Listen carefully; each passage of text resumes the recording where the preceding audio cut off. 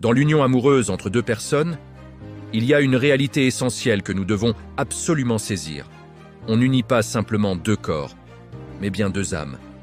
Pour mieux comprendre cette idée, retournons au tout début, au récit de la Bible sur la formation de l'homme.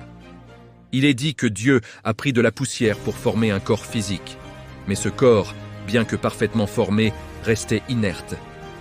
Il ne pouvait pas bouger, il ne pouvait pas vivre. Pourquoi ? Parce qu'il lui manquait l'élément le plus capital, le souffle de vie. Il a fallu que Dieu souffle dans cette forme pour que l'homme devienne une âme vivante. Et c'est là que le bât blesse dans beaucoup de relations aujourd'hui.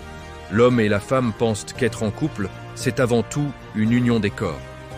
Ils oublient que si les âmes ne sont pas unies, leur relation n'est qu'une masse immobile, une statue magnifique mais sans vie, incapable d'avancer et de grandir. C'est une coquille vide. Pour approfondir cela, prenons un passage biblique que tout le monde connaît, mais qui est souvent mal interprété. L'homme quittera son père et sa mère, s'attachera à sa femme, et les deux deviendront une seule chair. Ce passage a généré tant de confusion. Alors, je vous invite à utiliser votre imagination, car nous allons plonger ensemble dans le véritable mystère du mariage. Revenons à la Genèse. Dieu forme d'abord un corps, puis il y insuffle le souffle de vie. Appelons ce souffle l'étincelle du grand feu. Vous serez d'accord avec moi que l'étincelle du grand feu n'est pas différente du grand feu lui-même. Elle en est une partie intégrante. Et cette étincelle originelle, cette première âme vivante, représentait l'union parfaite du principe masculin et du principe féminin. Alors Dieu regarde sa création. Il y a un seul corps physique, mais à l'intérieur, deux âmes, masculines et féminines, vivent dans une unicité totale. C'était la première configuration.